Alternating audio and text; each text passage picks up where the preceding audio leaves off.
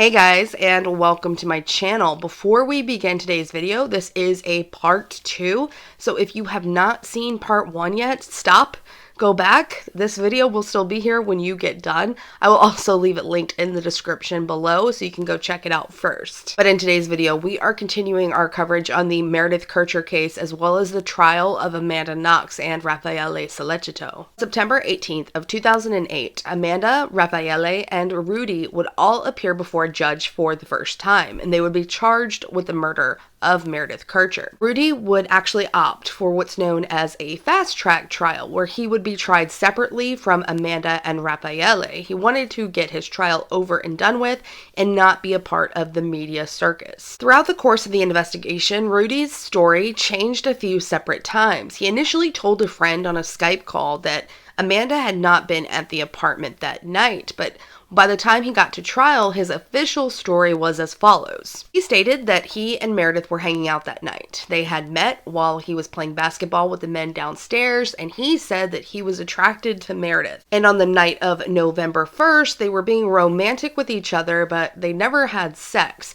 Instead, Rudy had to go to the bathroom, and while he was in the bathroom, he heard Amanda Knox enter the apartment, and he said that the two were getting into an argument over some missing money, as well as just general tensions. Rudy decides that while he's in there, it would be a great time to listen to some music, so he stays in there a while, listening to music, and then he gets ready to leave, and he doesn't flush the toilet. Now, when he opens the door to the bathroom, he claims that he was attacked by an unknown white male, and he received a cut on his finger. He said that he tried to stay and help Meredith, but when he realized that she was gone, he got scared and ran. He pled not guilty to her murder, but he was convicted and sentenced to 30 years in prison, and the judge made it very clear that while he did this crime, he did not act alone. Rudy would successfully appeal his sentence and have his time reduced from 30 years to 16 because his defense attorney argued that he was merely an accomplice. Amanda and Raffaele's lawyers tried to get the two released on house arrest. They argued that they had never committed a crime before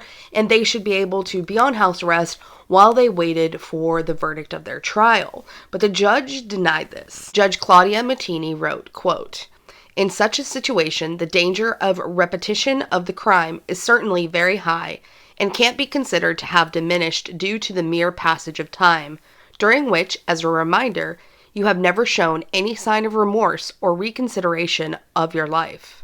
Wait a minute, didn't they plead not guilty? So why would they ask for remorse? Oh, and also, Judge Claudia, your opinion is bullshit because when you say the danger of repetition of this crime is very high, you're flat wrong. People who commit murder are the least likely to reoffend because the majority of murders happen in the heat of the moment, and the majority of murderers often feel very remorseful for their crimes. But unfortunately, society has a certain view on murderers. You took a life, you should pay by being in prison. But most of the time, we don't know these circumstances. We just see the word murder and we assume the worst. So on January 16th of 2009, the trial of Amanda Knox and Raffaele Sollecito would begin, and the prosecution was determined to push this sex game gone wrong theory that they had built up. They also stated that Amanda's motive was that her and Meredith were constantly arguing over Amanda's partying ways. And during this time, there were no attempts being made to shield the jury from what the media was printing about Amanda. Many outside opinions even stated that they thought the jury's mind was made up before they even sat down the first day. During the trial, the prosecution presented into evidence the bra clasp along with a knife that they had found at Raffaele's apartment. Now, this was the only knife they took from his apartment.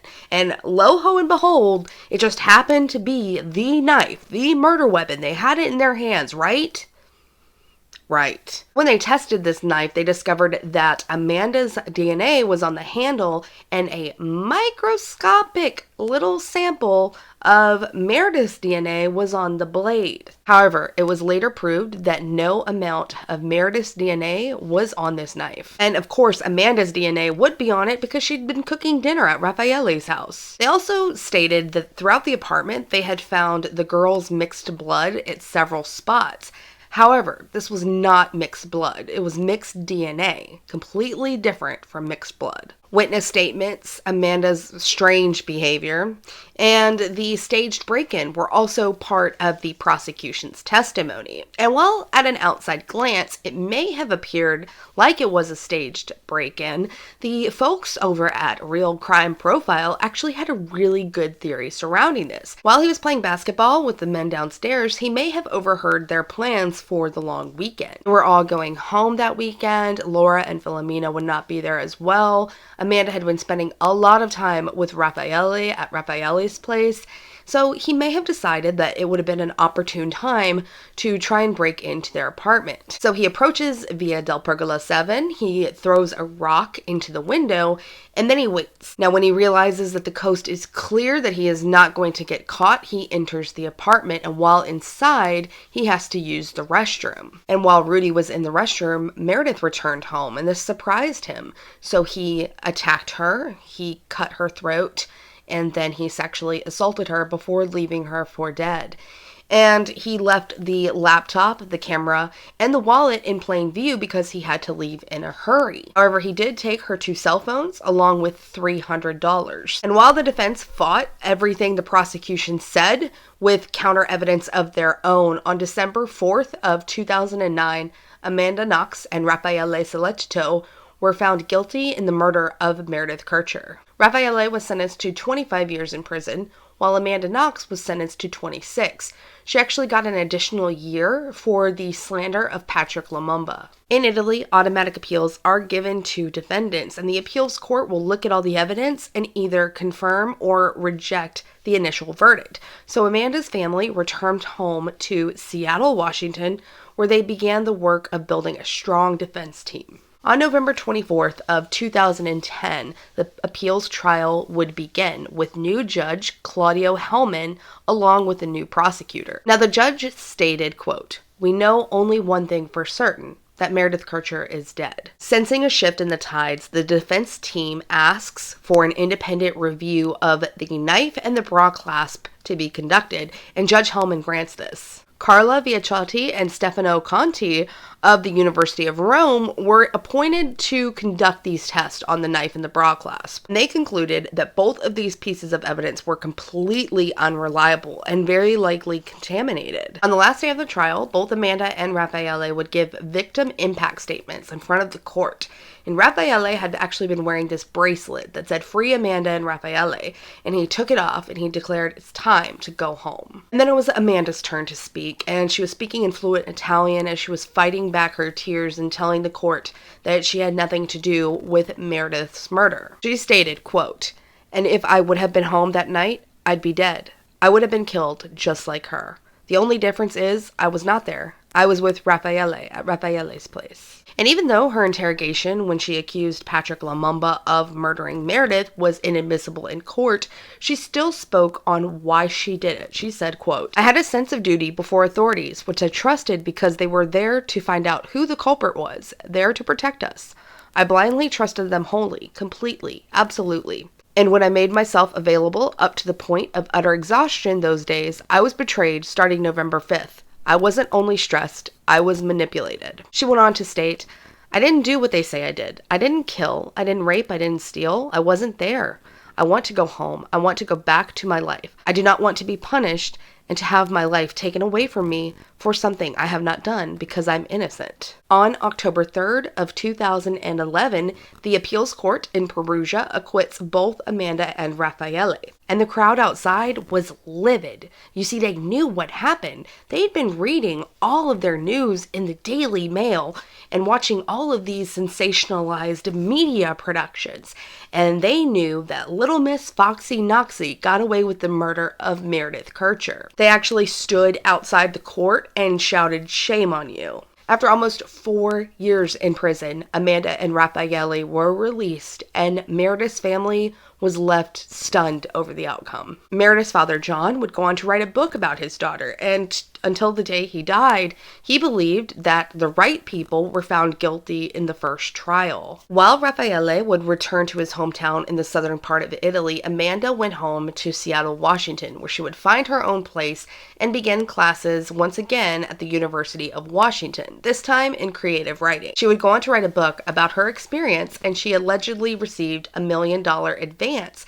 She claims that this money went to pay off her lawyer fees. On March 26th of 2013, the prosecution actually appealed the appeal. Italy's highest court, the Court of Cassation, would actually look at the appeal and declare if they confirmed the verdict or rejected it. Now, if they rejected it, it would go back to the appeal level once more, and they did reject it. So on September 30th of 2013, the second appeal begins in Florence, Italy, and Amanda refuses to return to Italy. Raffaele was there, and he was pleading with the judge to look at all the evidence and see all of the mistakes that the prosecution had made. It was during this appeal that the judge ordered a lab in Rome to retest this DNA found on the blade of the knife, this little minuscule amount that they were trying to push off as Meredith's. However, in this instance, it actually turned out that it was Amanda's. And the prosecution had hit gold. They said that this proved that Amanda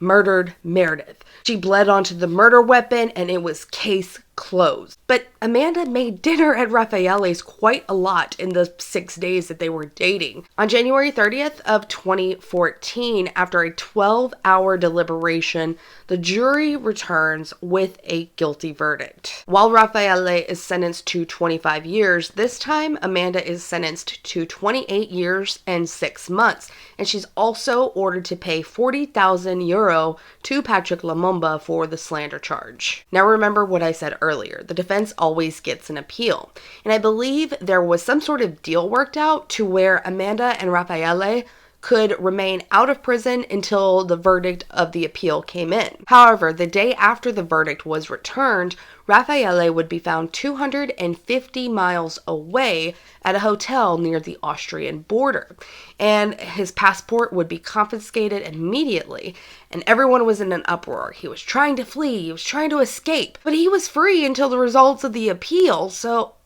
what are you even talking about? And his lawyer made it very clear that he wasn't trying to flee. In my opinion, what happened was that he got tired of the media circus, that he wanted to be by himself and checked into a hotel to reset and recharge, thinking that he could get some little modicum of privacy. But the media, no, Raffaele was trying to run. On March 25th, 2015, we are back with Italy's Supreme Court of Cassation.